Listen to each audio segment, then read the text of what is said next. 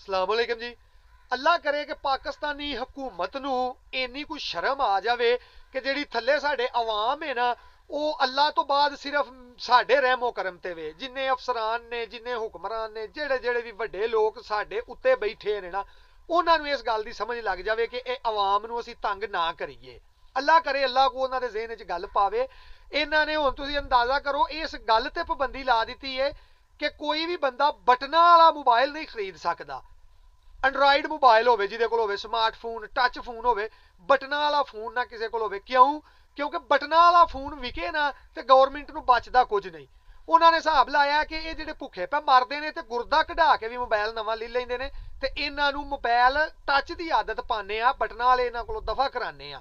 ਸਿਰਫ ਇਸ ਗੱਲ ਲਈ ਮੈਂ ਉਹਨਾਂ ਦੇ ਕੋਲ ਜਿਹੜਾ ਕੋ ਸਮਝ ਲਓ ਕਮਿਸ਼ਨ ਬਣਦੀ ਹੈ ਨਾ ਗਵਰਨਮੈਂਟ ਦੀ, ਉਹ ਉਹਨਾਂ ਨੇ ਆਪਣੀ ਵਧਾਉਣ ਲਈ ਇੱਥੋਂ ਤੱਕ ਗੱਲ ਪਹੁੰਚਾ ਦਿਓ। ਹੁਣ ਤੁਸੀਂ ਅੰਦਾਜ਼ਾ ਕਰਿਆ ਜੇ ਮੈਂ ਕਿੱਡੀ ਮਾੜੀ ਗੱਲ ਹੋਵੇਗੀ ਕਿ ਕੋਈ ਬੰਦਾ ਕਿਸੇ ਆਪਣੇ ਲੱਗਦੇ ਲੈਂਦੇ ਨੂੰ ਜਿਹਦਾ ਕੋਈ ਤਲਕ ਵਾਸਤਾ ਉਹਨੂੰ ਫੋਨ ਕਰਕੇ ਆਖੇਗਾ ਯਾਰ ਇਹ ਗੱਲ ਕਰੀ ਪੁਲਿਸ ਵਾਲਿਆਂ ਦੇ ਨਾਲ, ਮੇਰੇ ਕੋਲੋਂ ਮੋਬਾਈਲ ਫੜਿਆ ਗਿਆ ਹੈ।